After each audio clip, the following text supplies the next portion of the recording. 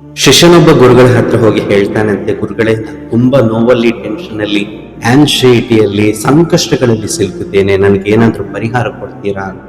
ಆಗ ಗುರು ಮುಗುಳ್ನಗ್ತಾ ಹೇಳ್ತಾರಂತೆ, ಹೋಗಿ ಮಗು ಒಂದು ಹಿಡಿ ಉಪ್ಪು ತಾ ಅಂತ. ಉಪ್ಪು ತಂದು ಅವನ ಹತ್ರ ಹೇಳ್ತಾರೆ, ಒಂದು ಗ್ಲಾಸ್ ನೀರಿಗೆ ಆ ಉಪ್ಪನ್ನು ಹಾಕಿ ಕುಡಿ ಅಂತ. ಉಪ್ಪನ್ನು ನೀರಿಗೆ ಹಾಕಿ ಕುಡಿಬೇಕಾದ ಅವಶ್ಯಕತೆ ಏನಿದೆ ಅಂತ ಥಿಂಕ್ ಮಾಡ್ತಾನೆ ಅವನು ಆ ನೀರು ಕುಡಿತಾನೆ. ಗುರುಗಳು ಕೇಳ್ತಾರೆ, ಟೇಸ್ಟ್ ಹೇಗಿದೆ ಮಗು ಅಂತ. ತುಂಬಾ ಉಪ್ಪಾಗಿದೆ ಗುರುಗಳೇ ಅಂತ ಹೇಳ್ತಾರಂತೆ. ಆಗ ಗುರುಗಳು ಮತ್ತೆ ಮಗುಳ್ನತ್ತ ಹೇಳ್ತಾರೆ, ಇನ್ನೊಂದು ಹಿಡಿ ಉಪ್ಪುತ್ತಾ ಅಂತ. ಎಷ್ಟು ತಂದೆ ಅಷ್ಟೇ ಉಪ್ಪುತ್ತಾ ಈಗ. ಉಪ್ಪು ತರ್ತಾನೆ. ಆ ಶಿಷ್ಯನ ಕೈ ಹಿಡ್ಕೊಂಡು ಗುರು ಒಂದ್ ನದಿ ಹತ್ರ ಹೋಗ್ತಾರಂತೆ.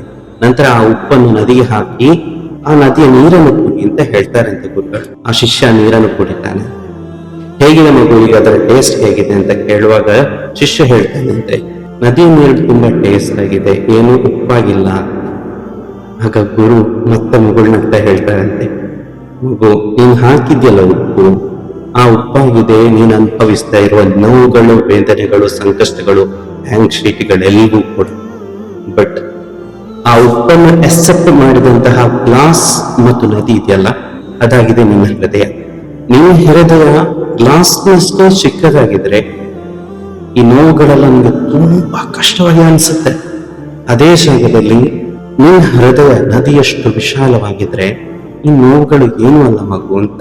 ಆತ್ಮಹತ್ಯೆಗೆ ತಲುಪುವಷ್ಟು ನೋವಿರುವವರು, ಏನ್ ಮಾಡ್ಲಿಕ್ಕಾಗದೆ, ಸಹಿಸ್ಲಿಕ್ಕಾಗದೆ, ಮನಸ್ಸಲ್ಲಿ ಮಾತ್ರ ನೋವನ್ನು ಹುದುಗಿಟ್ಟಿರುವವರು ಈ ಒಂದು ಸ್ಟೋರಿ ನೆನಪಿಸ್ಬೇಕು. ಅದರ ಜೊತೆಗೆ ರೂಮಿಯ ಒಂದು ಮಾತನ್ನ ಹೇಳ್ತಾನೆ, you are not a drop in the ocean, you are entire ocean in one drop.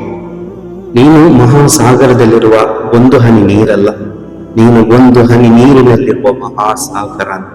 ನಮ್ಮ ಲೈಫಲ್ಲಿ ಏನ್ ನೋವುಗಳಿರುತ್ತೋ ಅದೆಲ್ಲವನ್ನು ನಾವು ಪಾಸಿಟಿವ್ ಆಗಿ ತೆಗೆದುಕೊಳ್ಬೇಕು. ಒಂದ್ ಸಣ್ಣ ಹನಿ ಇದ್ರೂ ಕೂಡ ಅದನ್ನು ಮಹಾಸಾಗರ ಅಂತ. ಅಷ್ಟು ನೋವುಗಳೆಲ್ಲವನ್ನು ನಾವು ಸೈಡ್ಗೆ ಹಾಕಿ ನಮ್ಮ ಜೀವನದಲ್ಲಿ ಸಂತೋಷವನ್ನು ನಾವು ಹುಡುಕ್ತಾ ಹೋಗೋಣ. ಆಟೋಮೆಟಿಕಲಿ ಎಲ್ಲೋ ಒಂದು ಸುಂದರವಾದ, ಸಂತೋಷದ, ಖುಷಿಯ, ಹ್ಯಾಪಿಯ, ಮುಗುಳ್ನಗುವಿನ ಜೀವನ ತೆರೆದು